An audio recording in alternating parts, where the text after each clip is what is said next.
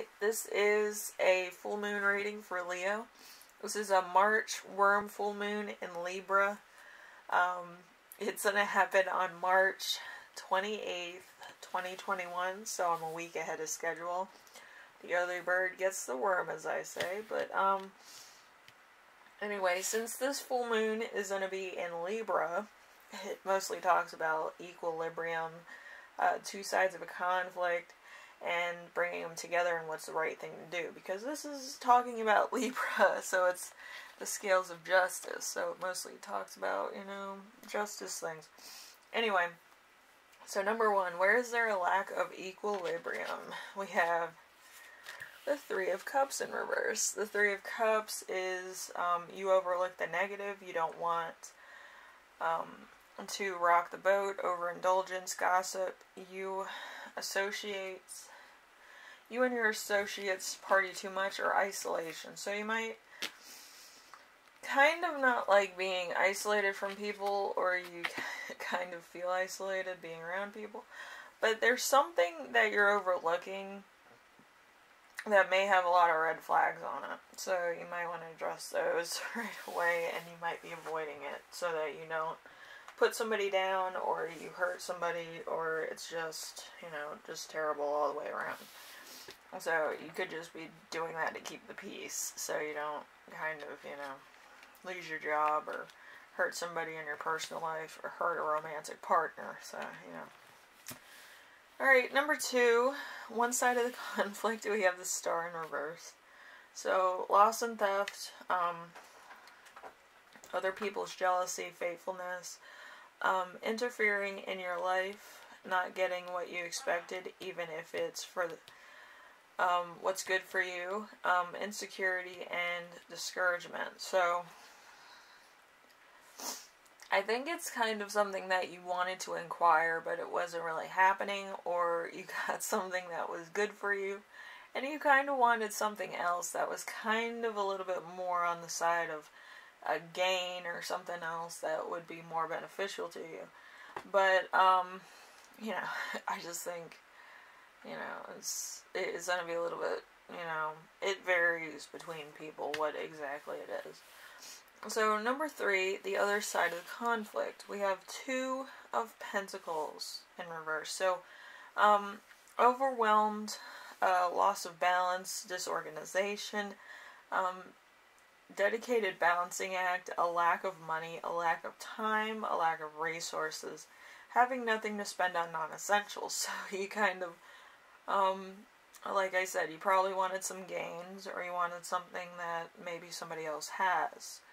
Maybe you've been in like a balancing act with your money and time, or your money resources, your time at work, and, you know, just, you can't balance everything for too long, because it does fall apart, you know. It kind of is like you have a bad day and everything falls apart, so it could be one of those things too. So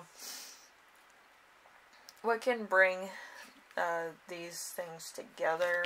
We have the Judgment card. Judgment called is a calling you don't ignore, fresh starts, great opportunities, transformation, change of status, reflection, a reckoning, an awakening.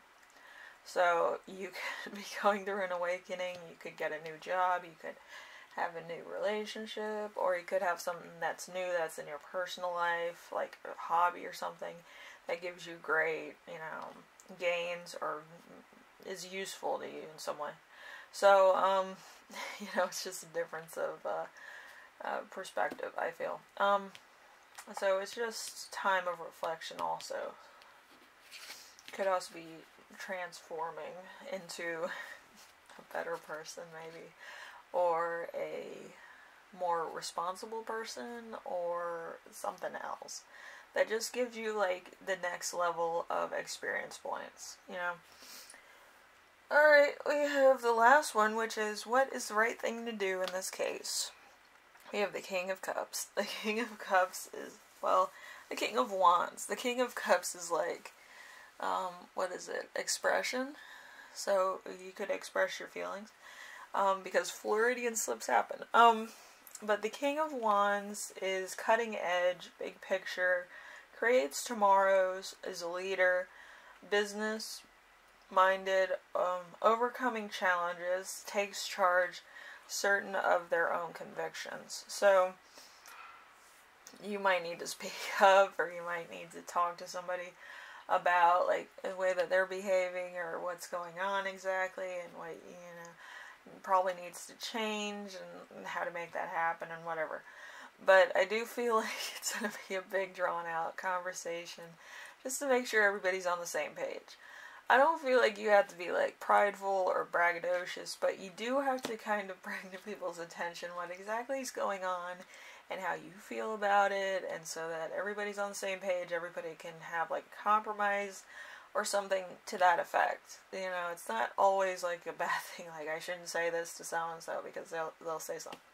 It's bringing something to somebody's attention so it's constructive, but not to the point of where, it's like, it's gonna make people like hate you. Like, I don't want people hating you, Leo. I feel like sometimes you might, talk and insert foot in mouth. Like, you might have to just say enough and don't say anything else. Like, say stuff that's constructive so it helps the team, the crew, your personal life, your significant other. But say it in such a way where it's like constructive. It's like, I'm going to help you with it, but I just wanted to make sure that everybody was on the same page, everybody knew what I was doing, so that there's no question later. But, it's just that, you might have to change how you speak to people or how you insert yourself into a conversation. But, it's constructive criticism is what you're giving them, and some people can handle the truth and some people can't. So it's just a matter of wording it the right way. Anyway, Leo, I hope this helps you out in some way, shape, or form. I do feel like it might be just a difference of opinion, or it might just be like, you're kind of dealing with your own stuff and you might need to talk to people about certain things that might be personal, or other things that might be a little bit, standoffish at the moment. But, I do feel like, it's going to bring people together in some way, shape, or form. So, anyway, thank you for watching, and I will see you in the next reading, alright? Bye now.